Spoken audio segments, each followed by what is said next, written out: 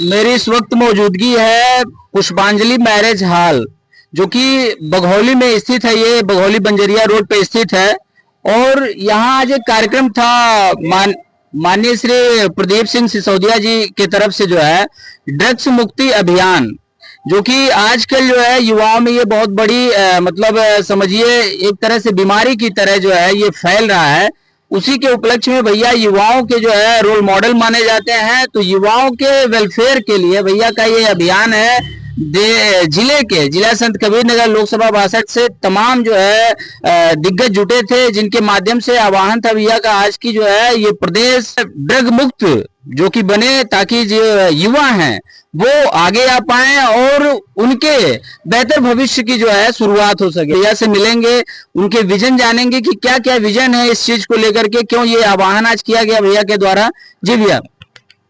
देखिए, ड्रग मुक्ति जन अभियान के नाम से मैंने प्रगति सेवा संस्थान के माध्यम से मैंने इस कार्यक्रम को आयोजित किया।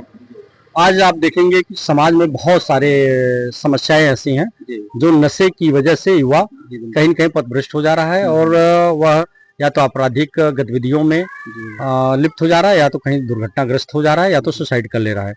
आने वाली जो हमारी अगली पीढ़ी है काकस में बत्ती जा रही है नशे के, इसको जगाना है, इसको सुधारना है, इसको बचाना है। इसकी जिम्मेदारी हम परिवार हम समाज में रहने वाले हम ही लोगों की है। हम चाहते हैं कि इसमें एक जनजागृति पैदा की जाए। एक समय था जब हम सोशल बाइकाट के माध्यम से, सामाजिक विरोध के माध्यम से इन बुराइयों पे हम फतह पा लेते थे, लेकिन आज युवा बहुत बुरी तरीके से इन सोशल मीडिया के माध्यम से, दिखावे के माध्यम से, पाश्चात्य संस्कृति के माध्यम से इसके आगोश में जा रहा है।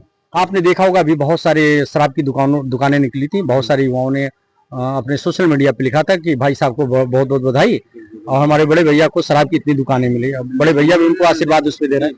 तो इस स्तर का अगर स्तर गिरता जाएगा समाज में, ड्रग्स में गांजा, भांग, शराब और अफीम, चरस, इनको अगर मान्यताएं इस तरह से खुलेआम मिलने लगेगी, जो समाज के पतन का एक बहुत बड़ा कारण है। अभी मैंने आप कार्यक्रम में देखा होगा, मैंने सारे धर्मों का भी मैंने उदाहरण दिया। हिंदू धर्म में चाहे वो उपनिषद हो, चाहे हमारे जो धर्म ग्रंथ हैं उनमें, मनुस्मृति में, सब में, उसके बाद आप कुरान में देख लीजिए, और सिख धर्म में भी 10वें गुरु गोविंद साहब ने इसको मना किया था। जैन में, बौद्ध में और यहूदी में, सब में मना किया गया है। और क्रिश्चियन में भी मना किया गया है बहुत कि नशीली चीजों को हम प्रतिबंधित करें। तो धार्मिक आधार पे भी ये प्रतिबंधित है, सामाजिक आधार पे भी प्रतिबंधित है, बौद्धिक आधार पे भी ये प्रतिबंधित। अगर शराब के नशे में होंगे तो आप बौद्धिकता आपकी खत्म होगी। शारीरिक आधार पे भी आपका शरीर का क्षति होगा, आपका प्रतिबंधित है। आपका कैरियर चौपट इसमें हो जाएगा, आपका तन मन धन सब दूषित होगा और कहीं कहीं दुर्घटना हो जाएगा। और इसके माध्यम से आप अपने पतन और अपने मौत की तरफ आगे बढ़ रहे हैं। और हमारा इस समाज, परिवार पहले विकसित होगा, उससे समाज होगा और देश उससे पीछे होगा। तो हम चाहते हैं युवाओं में अपनी जो हमारी पुरातन परंपराएं हैं, जो संस्कार, संस्कृति और समृद्धि जो हमारी थी, उसकी तरफ हम लौटें। हम धार्मिक आचरण को हम स्वीकार करें और जो पश्चिमी देशों के जो आचरण उनको छोड़ें, और हम अपने जो हमारे महापुरुष हैं उनको रोल मॉडल बना के अपने कैरियर को हम ठीक करें। जी, आपको जैसे इसका मोटिवेशन कहाँ से मिला? ये कहाँ से आपको लगा कि जो है ये बुरी चीज है, जो है इसका जो है युवाओं में गलत प्रभाव पड़ रहा है? तो ये कहाँ से आपको जो है मोटिवेशन मिला कि इसका एक आंदोलन करके जो है एक शुरुआत किया जाए, जिससे युवाओं को जो है एक नई दिशा मिल सके? देखिए, मेरे बचपन से संस्कारों में शामिल रहा। मेरे परिवार, मेरे माता पिता द्वारा जो मुझे संस्कार दिया गया, हमेशा नशे के विरुद्ध बहुत कड़ाई से उन लोगों ने हमें पाल पोस के बड़ा किया है और उसके बारे में बताया था। तो मेरे संस्कार से ही इनके नशों के खिलाफ चीजें रही हैं। दूसरा, मैं जब राजनीति में आया तो अभी बहुत सारे रोज पैरवी मैं करता हूँ। बहुत से ऐसे युवा, ऐसा परिवार आता है, बाप कहता है कि बेटा मुझे दारू पी के रोज मारता है, मैं कुछ कर नहीं पा रहा हूँ, विवश हूँ, और समाज उसका तमाशा दिखता है।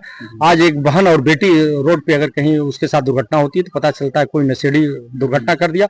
बहुत सी बेटियां इसके आगोश में आ रही हैं, उनका पढ़ाई लिखाई, संस्कार सब दूषित हो रहा है। और बहुत सारे होटल, रेस्टोरेंट और जो योयो के माध्यम से होटलों की बुकिंग हो रही है। मैं तो ये कह रहा हूँ कि बहुत सारे होटल और बहुत सारे रेस्टोरेंट, इनकी कमाई का मुख्य जरिया व्यभिचार और नशा हो गया है, जिसपे अंकुश लगाना बहुत जरूरी है। और ये अंकुश मैं चाहता हूँ सोशल बाइकाट के माध्यम से, जन जागृति के माध्यम से हम स्वयं करें, क्योंकि बहुत सारी चीजें प्रशासन को पता नहीं चल पाती है और वो कहीं न कहीं से प्रभावित होकर पुष्पित और पल्लवित होती हैं। इनके जड़ को हम उखाड़ फेंकने का संकल्प लेके हम जनता के बीच में आए और जन सहयोग से इस पे हम एक बड़ा कार्य करेंगे। जी भैया, एक और मेरा जो है, आप ही लोगों से जो है, आप ही समाज सुधारक और समाज के शुभचिंतक लोगों के माध्यम से मुझे भी एक प्रेरणा मिली कि एक गुटखा जो है, गुटखा भी कहीं ना कहीं इन्हीं सब चीजों की, इन्हीं की कैटेगरी में आता है। उससे भी युवा बहुत बड़ा प्रभावित है। छोटे छोटे बच्चे गुटखा की जो है लत पाल लिए हैं और उन्हें बहुत बड़ा उसका खामियाजा आगे चल के भुगतना होगा। तो मैं भी अपने सोशल मीडिया पे एक टैग चला रहा हूँ कि गुटखा फ्री यूपी। उसके लिए भी आप दो शब्द कुछ बोलें कि आपके उस पर क्या विचार हैं। देखिए जो टबैको है जी, और शुरू से ये भी हमारे सामाजिक और धार्मिक आधार पे पूर्ण रूप से प्रतिबंधित है। इसे हमें मान्यता नहीं देनी चाहिए और न इसे खाना चाहिए। आज छोटी छोटी पान की दुकानों से लेकर छोटी छोटी दुकानों पे, किराने की दुकानों पे गुटखा सुलभ हो गया है।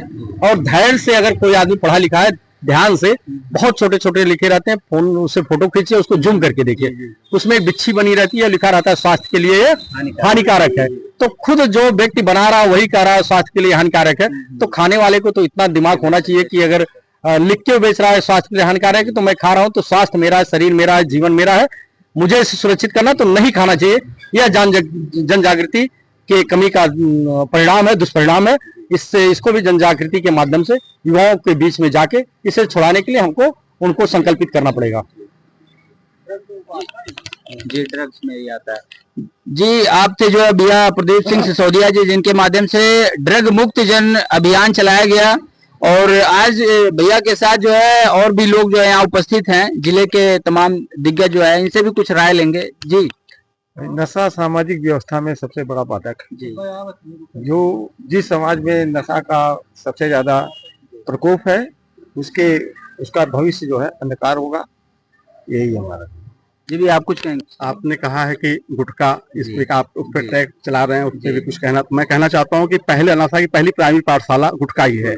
अगर शुरुआत में अगर गुटखा ना मिले तो बच्चों का मनोबल नहीं बढ़ेगा और धीरे धीरे ये सब चीजें जो है 8 साल 10 साल के बच्चे जब शुरुआत करते हैं तो उनको लगता है ये सब चीजें कोई हानिकारक नहीं है, और करते करते फिर आगे चल के वो ड्रग है, तमाम अफीम है, तमाम जितनी भी लतें सब में जा रहे हैं। इसके लिए हम लोग बहुत प्रसन्नचित हैं या बहुत आभारी हैं प्रदीप भाई के, जिन्होंने इतना बड़ा जन आंदोलन चलाने के बारे में सोचा हुआ, पूरे जनपद को ड्रग मुक्त करने के लिए। ये छोटा मोटा अभियान नहीं था। इस अभियान को करने के लिए 100 बार सोचना पड़ेगा।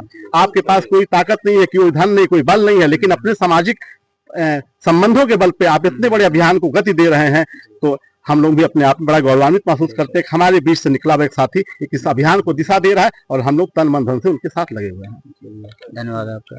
जी भी आप कुछ कहेंगे। जी, जब आप देखते हैं कि किसी के घर का युवा जब एक्सीडेंट से मर जाता है या वो सुसाइड कर लेता है ड्रग्स लेने के बाद, तब आप देखेंगे कि अगर हम उस परिवार को चाहे तो बचा सकते थे, एक बहुत बड़ी अनहोनी से बचा सकते थे। क्योंकि अगर वो ड्रग्स नहीं लेता तो परिवार बच जाता, उसका बेटा बच जाता, उसका पति बच जाता।